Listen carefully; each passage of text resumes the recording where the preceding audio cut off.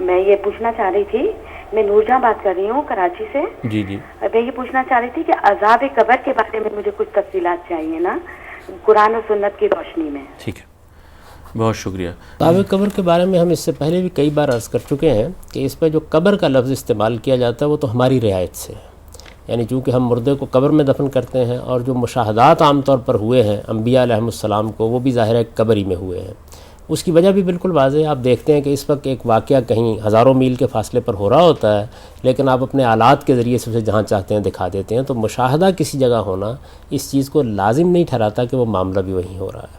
تو قبر کا لفظ میں نے اس لیے عرض کیا کہ یہ تو محض ہماری تفہیم کے لیے یعنی استعمال موت ہوتا ہے. اور اب اگلی زندگی کے درمیان کا وقت ہے جس کو عذاب، اس سے تعبیر جس کو کیا قبر. گیا ہے. اصل میں یہ برزخ کے معاملات ہیں. یعنی جو اللہ تعالیٰ نے انسانی روحیں قبض کر لی ہیں ان کو کسی جگہ رکھا گیا ہے. کہاں رکھا گیا ہے وہ اللہ جانتا ہے، اللہ کے فرشتے جانتے ہیں.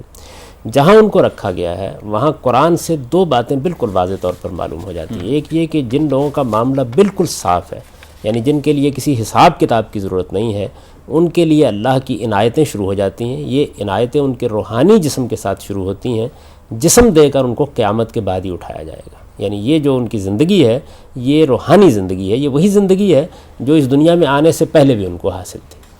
دوسرے وہ لوگ ہیں کہ جو اللہ کے مقابلے میں سرکش ہو گئے، جیسے فرعون ہے، جیسے ابو جہل ہے. ان کے بارے میں یہ بات قرآن نے واضح کر دی ہے کہ صبح و شام ان کو عذاب کے سامنے پیش کیا جاتا ہے.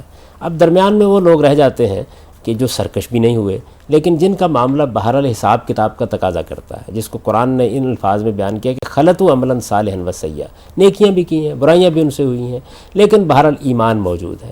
یہ لوگ ہیں کہ جن کا معاملہ جب تک قیامت میں یہ اٹھتے نہیں ہیں اور وہاں میزان لگ کے اچھی طرح طے ہو کر واضح نہیں ہو جاتا، ظاہر ہے کہ عقل عام یہ تقاضا کرتی ہے کہ ان کے ساتھ اس طرح کا کوئی معاملہ نہ ہو. یہی قرآن مجید کے اشارات سے معلوم ہوتا ہے.